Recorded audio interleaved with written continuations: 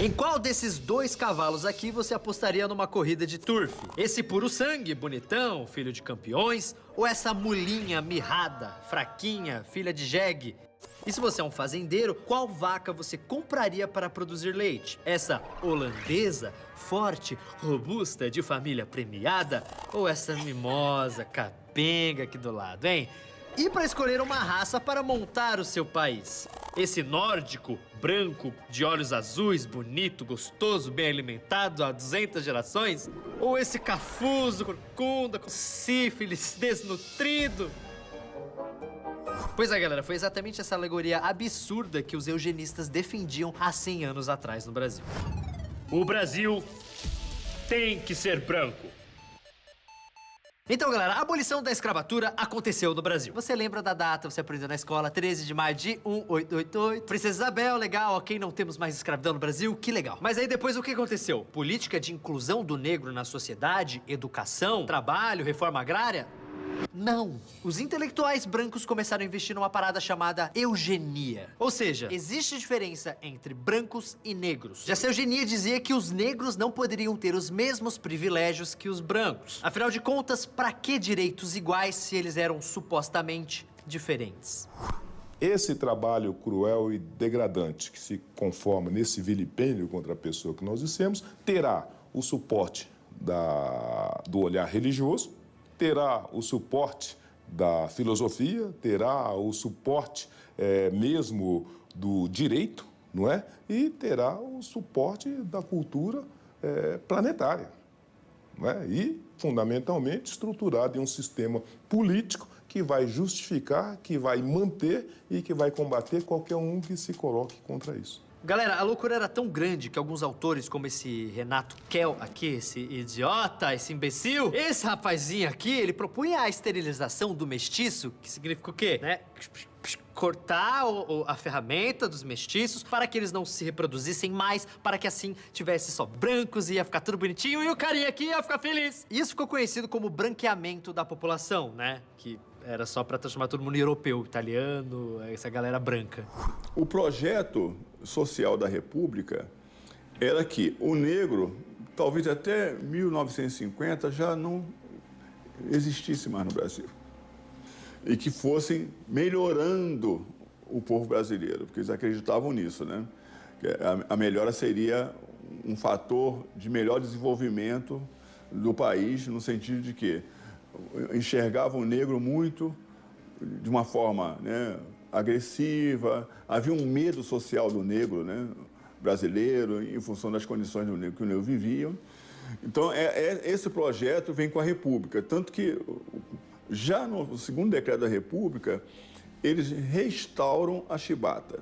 Esse negócio de raça superior foi muito forte no mundo, né? Raça superior, raça... Tô lembrando de um rapaz com um bigodinho. Então. Só que aqui também teve isso. Nosso grande intelectual Gilberto Freire chegou a elogiar a Argentina, que ele disse que foi bem sucedida na missão de proteger a raça superior. Anos 20 foram terríveis, né? Que foram a década da eugenia. Teve em Buenos Aires um surto violento de febre amarela. Puseram todos os negros no bairro. Foi uma política de eugenia mesmo, entendeu? Em 2 tempos, eles eliminaram o africano da população argentina. Rolou um genocídio ali, entendeu? Separar raças no Brasil parece até piada, né, mano? A gente foi colonizado por Portugal, um dos países que mais se misturaram na história. Os portugueses, quando vieram para a América do Sul, para o Brasil, já tinham 8 séculos de convivência com mouros na Península Ibérica. Mouros de pele escura, inclusive negros do norte da África. E Portugal é uma grande mistura de raças desde o início. Você tem os lusitanos que estão lá, aí chegam os celtas, depois chegam os romanos, né, os latinos, depois tem visigodos, ostrogodos, aí vem os mouros, que na verdade não são árabes, são berberes ali do norte da África. Você tem judeus desde sempre. Eles sabiam lidar com o outro e tinham um entendimento da alteridade que os colonizadores do norte claramente não tinham. Os ingleses nunca tinham visto gente de pele escura, de cor escura. Para eles era uma coisa completamente fora da imaginação e da possibilidade de relação. Por exemplo, da colonização inglesa na América do Norte, né? Onde havia uma separação muito mais rígida entre brancos e negros, né? A linha da escravidão coincidia com a divisão entre brancos e negros. No Brasil, como diria o Gilberto Frei, tudo era mais amolengado, mais frouxo. Cara, não pode existir nada mais colonizado do que o colonizado querer escolher retroativamente o seu colonizador, né? É uma piada. Um Brasil francês, um Brasil holandês, um Brasil inglês seria melhor. Pelo amor de Deus, a natureza do colonialismo é sempre a mesma. É um negócio cara-cu, né? O colonizador entra com a cara e o colonizado completa o negócio. O português é provavelmente o europeu mais tolerante desde o início com a questão das raças. E não é à toa que nós todos brasileiros, né, como diz o Alberto da Costa Silva muito bem, somos brancos à brasileira, ou seja, temos todos no fundo da gaveta o retrato de um avô negro, de um avô índio, de um avô mameluco, de um avô pardo. Isso somos nós, os brasileiros. Se olhar do ponto de vista histórico, do ponto de vista antropológico, mesmo do ponto de vista sociológico, você vai ver a leitura de vários brasileiros. Digo assim, se você vai ao sul, você tem um brasileiro alemão. Se tu for em outros lugares, você vai ter o brasileiro italiano. Se você for olhar do ponto de vista de São Paulo, você vai ter o brasileiro japonês. Na Bahia, em outros lugares, você vai encontrar um negro brasileiro. E vai encontrar também um mestiço. Mas o Darwin, quando veio aqui, que é o maior biólogo da história da humanidade, ficou deslumbrado com a vitalidade dos mestiços brasileiros. Os depoimentos dele na viagem do Beagle, quando esteve no Brasil, falou, eu nunca vi nada tão alegre, tão vigoroso, tão cheio de energia, de vida. É o elogio da mestiçagem. O Alexander Humboldt, né, que é um grande naturalista, o cara que inspirou o Darwin na viagem do Beagle, também fez a mesma observação. O que dá a essas culturas do que ele chamava América Espanhola, América Tropical, ao vigor, à vitalidade, é justamente a figura do mestiço afro-europeu, indígena. É essa junção que faz a diferença, coisa que não houve na América do Norte. Segundo o último censo oficial, no Brasil, a maioria da população se identifica como negro ou pardo, o que torna o Brasil o maior país afrodescendente fora da África. Mas essa foi a PNAD de 2015, onde você tinha que responder uma entre 5 opções, se você era branco, negro, amarelo, índio ou pardo. Mas na PNAD de 76, a resposta era livre. Você podia falar qualquer cor que você se identificava. E olha só as respostas curiosas que saíram. Ao invés de responderem negras, elas resolveram se identificar como pouco clara, meio morena, branca suja, turva, acastanhada, cor de café, café com leite, quase negra, puxada pra branca, queimada de sol. E isso é sério, galera. São respostas oficiais. E tem até algumas bizarrices como verde, roxo, rosa. Tipo, mano, eu sou meio verde, assim. Eu acho que eu sou meio verde. Eu olhei no espelho, eu sou meio verde. Ou até mesmo, acreditem, a cor de burro quando foge. Que até hoje eu tô tentando entender que cor é essa. Porque se o burro fugiu, como é que tem a cor? Sempre que o Brasil vai lá fora e dá algum vexame, tem alguém pra gritar. É o complexo de vira-lata! Tomou 7 da Alemanha? Complexo de vira-lata! Amarelou nas Olimpíadas? Complexo, vocês entenderam. Tem essa expressão, complexo de vira-lata, né? Que, aliás, é um complexo que veio ali no Maracanã. Do Nelson Rodrigues falou, o Brasil perdeu pro Uruguai por causa do complexo de vira-lata. A gente ouve muito falar do complexo de vira-lata. O Brasil precisa se livrar do complexo de vira-lata.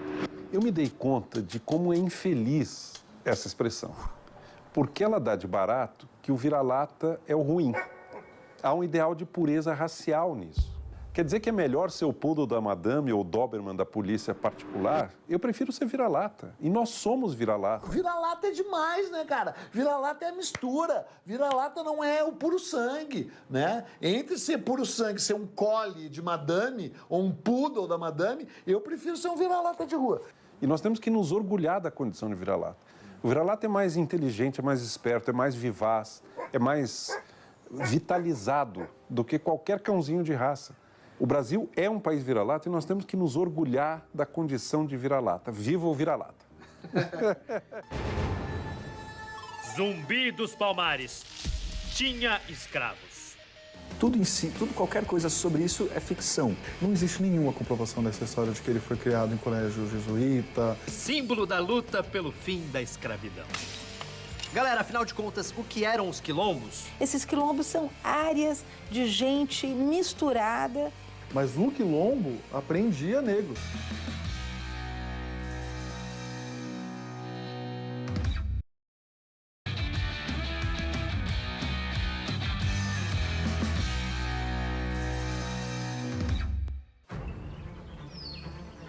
Zumbi nasceu em 1655, na liberdade do Quilombo dos Palmares. Ainda criança, foi capturado e entregue a um padre.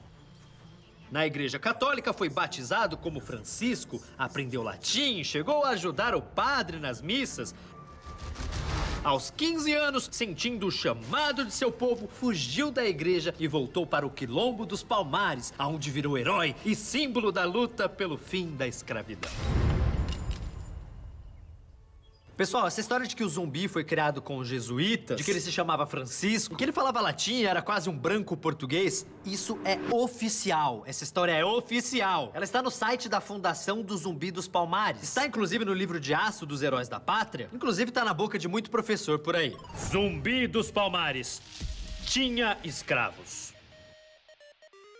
É preciso muito cuidado para fazer afirmações sobre o zumbi. Tem mais ou menos meia dúzia de documentos que citam o nome do zumbi, mas nenhuma delas dá traço sobre a personalidade do zumbi. Então, se ele era valente, se ele era covarde, a gente simplesmente não sabe.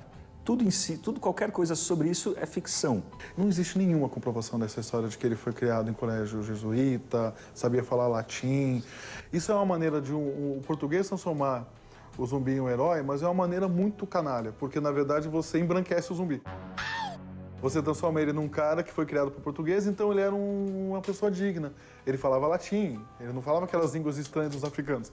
Então ele passa a ser um cara mais respeitável, uma figura mais respeitável. Se contasse a história do zumbi, da historiografia tradicional, pro zumbi hoje, ele olhar pra você e falar, não, isso não sou eu de maneira nenhuma. Eu não sei o que você tá falando, mesmo. Não sou eu. Galera, afinal de contas, o que eram os quilombos? Quilombo eram os refúgios organizados pelos negros, onde os escravos fugidos se escondiam. Em Pernambuco, por exemplo, onde tinham várias fazendas de cana-de-açúcar, os escravos fugiam e precisavam se agrupar em algum lugar. Eles se organizavam, então, nesses quilombos, imitando, então, o ritual de convivência que eles tinham na África. O Quilombo dos Palmares foi o mais famoso deles, chegando a reunir em seu auge em torno de 20 mil pessoas. O Quilombo, ele se destaca por ser maior e por ter tido mais poder, mas era uma experiência muito comum naquele momento no interior do Brasil. Os negros que vinham para cá, eles saíam de 2 ou 3 lugares diferentes da África, o que hoje é a Nigéria, o que hoje é Angola, lugares bem diferentes. E eles chegavam aqui e eram misturados. Você imagina situações em que talvez você tenha sido escravizado hoje e 20 anos depois o cara que te escravizou, que te prendeu lá na África, vem morar com você, no mesmo galpão. Então são situações tensas, são situações... A sua esposa está à disposição dos filhos do senhor da casa a qualquer momento, você não tem essa escolha, suas filhas. Então, eles não querem isso. Quando eles tinham chance de escapar, eles tinham uma tendência a se agrupar de novo, de acordo com as etnias deles, de acordo com a linguagem que eles falavam. Se agrupando, eles precisavam construir casas. Construindo casas, precisavam de uma proteção militar. Tendo uma proteção militar e uma casa, precisava plantar, precisava criar algum tipo de animal para comer. E o Quilombo dos Palmares, ele é curioso porque ele está localizado ali no interior de Pernambuco, muito próximo de outros vilarejos portugueses. E ele faz comércio com esses vilarejos. Ele negocia, ele é uma cidade-estado mesmo. E como toda cidade-estado, tinha um comandante. E esse comandante, no caso, era o Zumbi. E você tem esse comandante, geralmente são polígamos, são comunidades todas centradas nos homens, mas cada um casado com uma série de mulheres. E geralmente tem uma mulher mais importante, como um faraó egípcio faria. Então é isso, eles recriam no Brasil o que eles viviam na África. Depois dessa hierarquia, você tem uma massa enorme, desprovida de qualquer tipo de direito, não existe votação, não existe eleição. Essa massa, se o menino é grande, é forte, ele vai ser treinado para ser militar. É uma sociedade rígida, com tarefas bem específicas, bem determinadas. As mulheres, obviamente, não escolhem com quem vão casar. Elas casam com quem os pais concordam. Casos de roubo, casos de estupro, casos de tentativa de fugir do quilombo. Existia um pequeno tribunal de rito sumário. O próprio rei chamava a pessoa, decidia o destino dela, ouvia as testemunhas, e caso a pessoa fosse condenada, não tem muito segredo. É arranca a cabeça e expõe a cabeça no centro da cidade para deixar como exemplo, né? Então nós vamos ter quilombos, que aliás é bom que se o diga, não são só de negros escravos. Tem brancos pobres, tem caboclos, tem mestiços, tem índios. Esses quilombos são áreas de gente misturada. O antepassado da comunidade, que é de gente pobre ali reunida, vivendo junto, mascateando, fazendo escambo também. Geralmente são comunidades com reis, são comunidades com hierarquia rígida, são comunidades com escravos, são negros que têm escravos. Zumbi era um personagem do século XVII, não um personagem do século XX. Ele vivia conforme os costumes da sua época. Ele tinha escravos, ele provavelmente era tratado como um rei. Não era o líder de uma sociedade alternativa, igualitária, como muitos historiadores o retrataram. O negro que se apresentava para morar no quilombo, ele era aceito e se virava um morador. Mas o quilombo apreendia negros. Ia buscar nas cidades, às vezes, para fazer escravos. Exatamente como uma cidade-estado vai para o império vizinho escravizar, isso é uma coisa que a gente, como ser humano, faz há milênios, né? Você busca escravos para fazer as tarefas que você não quer. Então, Zumbi tinha escravos. O quilombo todo tinha uma rede grande de escravos, não era pequeno. É isso, é uma expressão de liberdade do ponto de vista deles. E do ponto de vista deles, de liberdade inclui escravidão. É como a ideia de que ele era homossexual, né? Nos anos 90, o Luiz Motti, um antropólogo lá da Bahia, ele defendeu que como não se conhecem as esposas de Zumbi, se ele não praticou a poligamia aparentemente, então possivelmente ele só podia ser homossexual. Então era uma busca de um personagem homossexual para defender uma bandeira moderna, como se isso fizesse algum sentido dentro de um quilombo. Se ele teve amantes homens ou não, isso não fez a menor diferença na vida dele. É possível que ele tenha tido, mas não era uma bandeira. Tá, mas como que a gente sabe dessa história? Como ela chegou até a gente? Porque os escravos, eles não deixaram relatos escritos disso. Quem deixou esses relatos foram os portugueses. Esses homens deixaram pra gente a história do fim dos Palmares. E ele acabou depois sendo perseguido pelo Domingos Jorge Velho, que é um outro personagem muito conhecido da nossa história.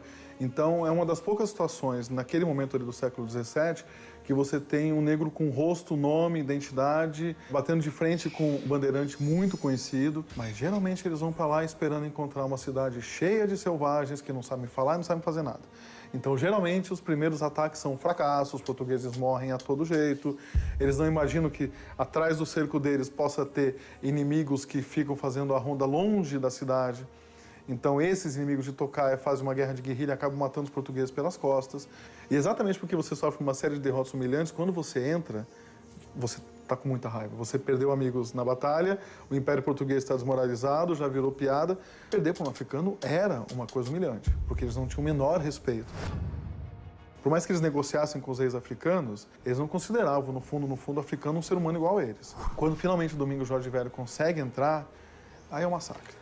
Aí é um massacre. Aí as crianças são mortas, as mulheres são estupradas, as casas são destruídas. A cabeça do Zumbi vai parar no centro de Recife para servir de exemplo, uma coisa bem tradicional, bem típica, né? E, velho, vocês vão ver, o Zumbi teve uma morte violenta pra cacete. Eu não tô brincando, mano. Costuraram Você tá ligado, mano? Então, costuraram a parada dele na garganta, mano. Não ficou bonito, não foi uma imagem legal, não. Isso mostra a raiva que os portugueses tinham do líder do quilombo. A cabeça foi decepada. Ele foi castrado. O pênis foi enfiado na garganta. Os olhos foram vazados. E a cabeça foi exposta em Recife. Até a completa decomposição. Esse foi o final do Zumbi dos Palmares.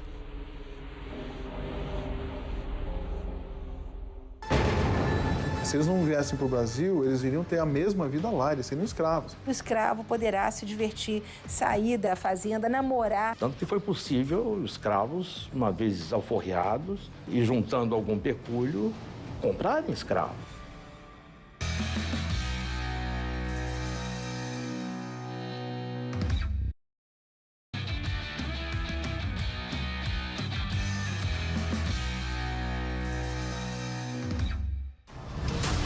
Escravidão no Brasil. Milhões de negros atravessaram o Atlântico em porões de navios negreiros. Eram brutalmente capturados em sua terra natal e jogados em lavouras brasileiras para trabalhos forçados e maus tratos. A escravidão, como você nunca viu. O Brasil foi o último país a abolir a escravidão na América. E é óbvio, a escravidão é algo que envergonha muito a nossa história. Mas se ela envergonha tanto, como é que ela durou tanto tempo? Como que rolava? Os portugueses iam lá e capturavam à força 12 milhões de africanos durante 300 anos? Ou o tráfico negreiro era uma prática comum apoiada pela elite das nações africanas naquela época? Antes dos portugueses chegarem, Já existia comércio de escravos, já existia escravidão na África. Na África subsaariana, que eles chamam de África Negra, os historiadores chamam de África Negra, os reis negros invadiam povos vizinhos, também negros, vendiam esses escravos para mercadores e montavam grandes caravanas de escravos pelo Saara, né? Quer dizer, imensas rotas de escravos pelo Saara, para vendê-los para os árabes no norte da África. A primeira vez que os portugueses compraram escravos na África foi de uma dessas caravanas. Os portugueses falaram, por que vocês têm que atravessar o deserto para vender esses escravos? Vende eles agora aqui para mim. Tá, ficou claro que na África, impérios negros comercializavam e vendiam como produto escravos também negros. Esses escravos eram feitos escravos pelas razões mais deletérias possíveis. Dívida de jogo, galo no galinheiro, cantavam muitas mulheres. As razões mais variadas, além, obviamente, do apresamento em guerras e diferentes nações africanas. Não é nenhuma ofensa ao movimento negro ou a nenhuma bandeira de ninguém questionar por que essa lenda de que os portugueses invadiam a costa da África e roubavam e pilhavam e traziam escravos sofredores. Não, esses escravos eles eram derrotados em batalhas internas. Eles eram trazidos em levas até pelo deserto do Saara até a costa e vendidos. Vendidos eles eram trazidos para cá. Se eles não viessem para o Brasil, eles iriam ter a mesma vida lá, eles seriam escravos. Eles eram derrotados de guerra. Não existe nenhum demérito nisso. Naquela época, um argumento muito usado para justificar a escravidão era assim, bom, essas pessoas pelo menos não foram mortas em sacrifícios humanos. Até que era verdade, né? Quer dizer, no Daomé você tinha sacrifícios humanos de 200, 300 pessoas mortas em grandes festivais. E muitos reinos africanos, eles dependiam da venda de escravos para poder sobreviver. Eles invadiam povos vizinhos, capturavam escravos, passavam esses escravos para mercadores que trocavam por armas. Com essas armas, os reis conseguiam estabelecer seu domínio e capturar mais escravos. Então, assim, você fez um sistema que se retroalimentava. No século XIX, alguns viajantes gringos vieram ao Brasil e retrataram como era a vida por aqui, seja por escrito ou seja por pintura. Nesse grupo se destaca o tiozinho Jean-Baptiste Debré, pintor francês que retratou o Brasil escravo dos anos 1820. As imagens do Debré são famosíssimas, vejam, elas retratam a vida sofrida que os escravos tinham aqui no Brasil. Era uma vida tensionada, era uma vida de conflito, o escravo lá estava com a faca para matar o senhor o tempo todo, não. Né? Não imaginemos esses lugares como campo de concentração onde as pessoas não podem circular, não podem sair. Castigos cruéis, atrocidades contra os escravos nem sempre eram toleradas. Você tem muitos casos de denúncias de vizinhos denunciando a polícia, olha, aquele senhor está batendo demais nos escravos, a gente não consegue mais dormir com os gritos, com os gemidos dos escravos. Tem muitos processos de liberdade, teve alguns casos, claro que não a maioria, de senhores que perderam seus escravos ou que eram obrigados a vendê-los por causa dessa crueldade. Eu pego, por exemplo, o diário da Condessa de Barral, ela vai pilar feijão com os escravos, ela vai descascar mandioca com os escravos, ela vai tomar banho com as escravas, vai tomar banho de rio com as escravas, ela vai dançar o lundu com todo mundo. Isso que o Gilberto Freire descreve e que foi tão atacado é uma mentalidade que nós encontramos no Nordeste do Brasil, que sem o escravo bem nutrido, bem tratado e pacificado, nós não teríamos tido a produção de café que tivemos no século XIX. A história tradicional, ela costuma retratar os negros só como vítimas passivas. Claro que eles foram vítimas, mas nem sempre passivas. Eles vão à cidade vender os produtos que eles cultivam, eles vão caçar, eles vão pescar. O escravo poderá se divertir, sair da fazenda, namorar, né, a escrava na fazenda do vizinho, ele vai circular. Tanto que foi possível os escravos, uma vez alforriados e juntando algum pecúlio, comprarem escravos. Muitos negros tiveram escravos. O comércio de gente era um comércio corriqueiro. A gente imagina sempre um navio negreiro chegando, descendo 300 ou 400 escravos que vão direto para o Valongo, que vão ser maltratados. Não era bem assim.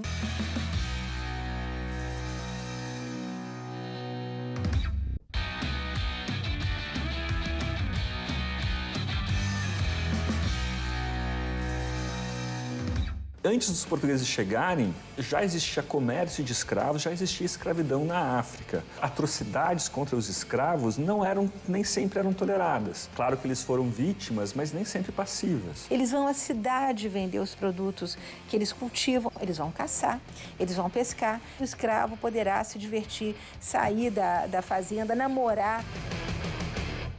Pois é, a gente tem essa ideia de que os traficantes de escravos eram brancos. De fato, muitos eram portugueses, mas você teve diversos escravos diversos negros, entre eles muitos ex-escravos, gente que passou por todas as atrocidades da escravidão, que veio ao Brasil a bordo de navios negreiros, que passou anos e anos sendo escravizada no Brasil. Eles voltaram para lá, voltaram para a África e se tornaram grandes traficantes de escravos. Um aspecto importante para a gente justamente quebrar essa dicotomia de senhores e escravos é lembrar que muitos negros tiveram escravos. O Barão de Guaraciaba mesmo teve centenas de escravos nas suas fazendas. Calcula-se qualquer coisa como 200 ou 300 escravos. Um rapaz que era ourives, mas que tocava violino nos enterros. Ele termina a vida dele como senhor de 6 fazendas no Vale do Paraíba, grande importador e exportador com a Europa e uma das maiores fortunas do Império. E na época, o comércio de gente era um comércio corriqueiro, como de couro, como de gado, como de diversos outros produtos, né? Por exemplo, o Zé Alfaiate, José Francisco dos Santos, um africano que foi levado à Bahia, ficou alguns anos como escravo, em 1830 mais ou menos ele voltou para a África e virou traficante de escravos. Tem diversas cartas comerciais dele que são burocráticas, falando estou mandando tantos barris de óleo de palma e também uma dezena de escravos marcados com ferro incandescente com a marca 5. Esse homem era mau. É engraçado que às vezes na própria carta em que ele descreve isso, ele fala, por favor, cuidem da minha mãe na Bahia, ela está precisando de ajuda, ele manda dinheiro para ela. Tem um traficante de escravos que ele fala assim, no fim da vida, no testamento dele, ele fala, fui uma boa pessoa, em toda a minha vida nunca fiz mal a ninguém. Um traficante de escravos fala isso. E nós vamos ter, então, a partir do final do século XVIII, muito evidente na documentação, e eu lamento que as universidades e as teses não estejam explorando mais isso, uma grande mobilidade social de crioulos e de mulatos. Podemos ir para um outro personagem, que é o Alufar Rufino. Alufar era um nome que se dava a um pai de santo importante. O Rufino era africano, veio para o Brasil, e ele várias vezes comprou escravos, porque a gente imagina sempre um navio negreiro chegando, descendo 300 ou 400 escravos que vão direto para o Valongo, que vão ser maltratados. Não era bem assim. Você podia comprar 1 ou 2 ou 3 escravos. Você podia trocá-los, por exemplo, por lata de doces, que era o que fazia o Alufar Rufino. E uma coisa interessantíssima. Casamentos entre pares, quer dizer, é o casamento entre a igualia, como diz o sociólogo. Eu cito um casal de escravos em que ele é barbeiro e que não só ele tem escravos que trabalham na sua barbearia, mas os instrumentos com os quais ele trabalha são extremamente valiosos. A mulher dele é uma grande comerciante com o interior. Ela manda buscar farinha, ela manda buscar tocinho. É maravilhoso isso, né? Os negros que vendiam os seus serviços, carregavam piano, transportavam as pessoas, depois passavam a ter as suas próprias carruagens. Né? Eram os alcoviteiros, eram os motéis da época, era a carruagem, né? Com aquele alcoviteiro. Você entrava na carruagem, baixava aquele paninho e olha, todo mundo surdo e vamos passear. Esses casos incompreensíveis e perturbadores da escravidão, eles merecem um livro à parte e eu justamente estou escrevendo sobre isso. A gente tem, por exemplo, um outro caso de uma mulher chamada Joana Batista, uma mulher livre que em 1780 ela resolveu se vender como escrava. Ela arranjou um comprador, foi ao cartório e escreveu uma escritura de compra e venda de si própria. Para saber mais, meu próximo livro nas bancas, nas livrarias de todo o Brasil. Galera, quando a gente fala em negro no período da escravidão, a gente só lembra basicamente das vítimas, né? Que realmente existiram, muitas. Só que a gente tem que fazer justiça e lembrar também dos negros que foram fodas pra caralho. Como, por exemplo, Machado de Assis, avenidas que vocês conhecem muito bem, como a Rebouças, né? Que leva o nome de André Rebouças, o primeiro engenheiro negro que tivemos no Brasil. Teodoro Sampaio, ou até mesmo o nosso primeiro presidente da República negro, Nilo Peçanha, aqui, Mané Obama. Temos Nilo Peçanha. Que é dos poucos presidentes brasileiros que recebe elogios de todo todos os lados, né? O indivíduo que deu conta das finanças públicas, abriu estradas, cuidou do comércio, cuidou das cidades, quer dizer, um indivíduo absolutamente fantástico que vai fazer toda uma diferença. É óbvio que nós tivemos senhores sádicos, é óbvio que existem histórias horrendas de senhoras que por inveja ou enfim, ciúmes, maltratavam as escravas. Por mais edulcorado que essa imagem possa parecer, para alguns intelectuais que prefeririam, obviamente, uma visão de resistência, de conflito, estão lá nas memórias, são lembrados, são descritos, estão em casa. Eu até brinco e sou apedrejado às vezes com isso, que eu digo que o século XIX é o século das luzes do negro brasileiro. Aí você fala, pô, por que isto? Porque no século XIX você teve o criador do romance no Brasil, grandes empresários, deputados, senadores, ministros. Você teve médicos, engenheiros. Você teve uma capilaridade tão grande de personalidades num ambiente completamente hostil que é o ambiente da escravidão, né? Ou seja, o negro, de alguma maneira, vestido ou não, ele era identificado como negro, como homem negro. Obviamente, identificado como dentro do contexto da escravidão. No entanto, o negro, no século XIX, conseguiu ascensão muito maior do que o negro do século XX. Você vai falar, não é possível. Você vai dizer para mim, não é possível. Eu digo para você o seguinte, me dê 10 nomes de grandes personalidades que mudaram o Brasil no século XIX. E me dê 10 nomes de grandes personalidades que mudaram o Brasil do século XX. No século XX, eu não quero nem pagodeiro, nem jogador de futebol. Eu quero cientistas. Então, sim, um negro rico tem mais oportunidades do que um branco pobre, eu não tenho dúvida disso. Milhares de jovens são assassinados e 78% desses jovens são negros. Que cordialidade é? Cordialidade para quem?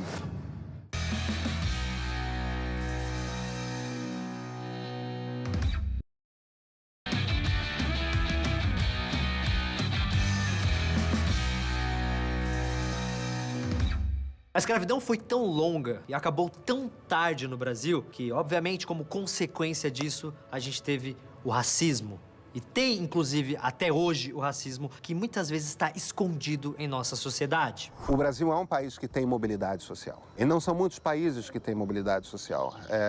Países europeus não têm o tipo de mobilidade social que nós temos no Brasil. Então, sim, um negro rico tem mais oportunidades do que um branco pobre, eu não tenho dúvida disso. Agora, se você é negro, você provavelmente é pobre. E por que você provavelmente é pobre? Porque até a final do século XIX, você era escravo. Em tendo sido libertado, absolutamente nenhum tipo de política foi desenvolvida para tirar você da miséria, do analfabetismo, de alguma forma te integrar na sociedade. Esse tipo de política de governo jamais existiu até muito recentemente. No fim das contas, o fato de que se você é um negro e rico, você tem oportunidades, vira uma desculpa muito conveniente para a gente não enxergar o fato de que, com a abolição, a gente não resolveu o problema da exclusão de um naco gigantesco das pessoas que vieram do sul da África para o Brasil. Numa família branca, vai ter sempre um ancestral que foi traficante de escravos e que vendeu escravos e que teve escravo na família.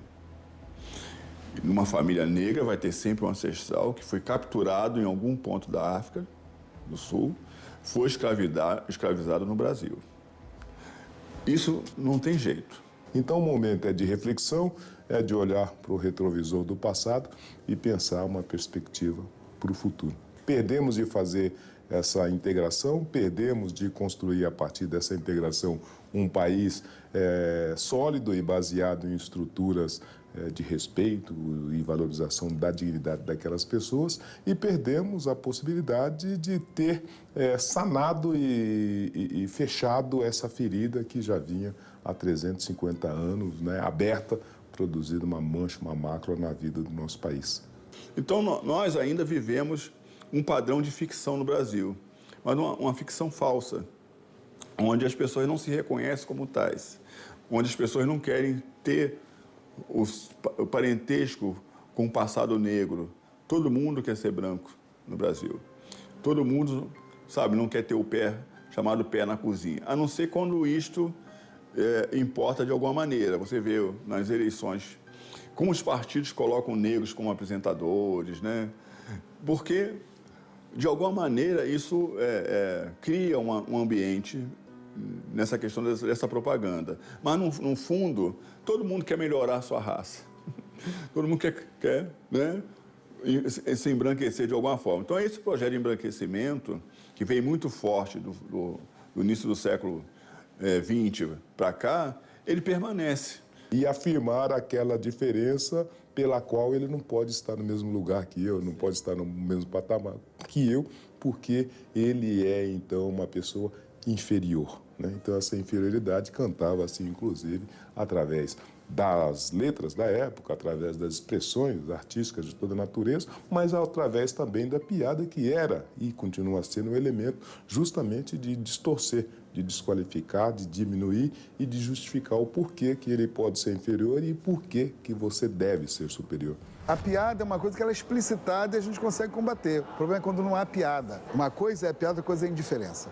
E o racismo brasileiro, ele é marcado pela indiferença, não é pela piada. A piada é a forma agressiva em que nós reagimos. Mas o pior é quando há indiferença. Então, o racismo está colocado, ele se manifesta do ponto de vista individual em situações limite e ele se manifesta do ponto de vista social, principalmente na exclusão, e essa exclusão é nítida na sua invisibilidade. No mercado de trabalho do Brasil, negros e brancos em igualdade de condições têm oportunidades e salários diferentes. Basta você olhar um shopping center para vendedor, não precisa nem ir muito longe. Em lojas de marca você não encontra negros, muito pouco. E quando você entra nesses espaços, você vai encontrar ali a segurança. A segurança é negrada. Vai em qualquer shopping que você vai ver isso muito, não está lá o armário, né? Aqui, o que nós temos, assim, dentro da pirâmide social, ainda é uma coisa muito cruel, né? Você tem o homem branco, ele ganha mais do que o homem negro na mesma função. A mulher branca ganha mais do que a mulher negra na mesma função. E aí você tem, depois, né, que o homem negro ganha mais do que a mulher negra trabalhando na mesma função. Então, a mulher negra, ela está sempre numa categoria muito abaixo de todas as outras categorias sociais. Independente se ela é pobre, ou de uma classe remediada, ou de uma classe média. Ela está sempre sendo vista desta maneira. Obviamente, quer dizer, a luta de uma mulher dessa é muito maior, né? E os meios de ascensão dessa mulher vai ser sempre muito mais trabalhoso.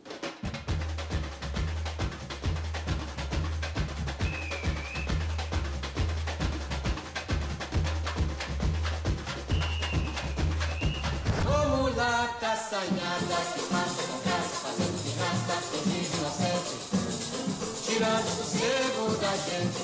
Ai meu Deus, que bom seria se voltasse a escravidão. Eu comprava essa mulher que prendia no meu coração. E depois da pretoria resolvi a questão. Peraí, foi isso mesmo que eu ouvi? Ai meu Deus, que bom seria se voltasse a escravidão?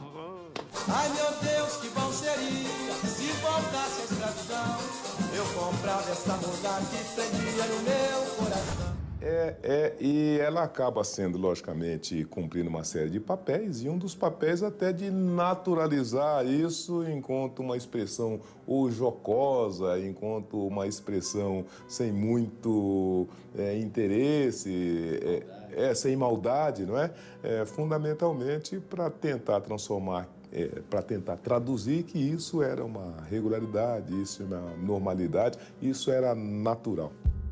Quem mais morre de morte violenta no Brasil são jovens rapazes negros. Milhares de jovens são assassinados e 78% desses jovens são negros. Que cordialidade é essa? Cordialidade para quem? E isso mostra uma estrutura social que é racista. Você pode tentar limpar isso de todas as formas, mas a estrutura social brasileira é racista.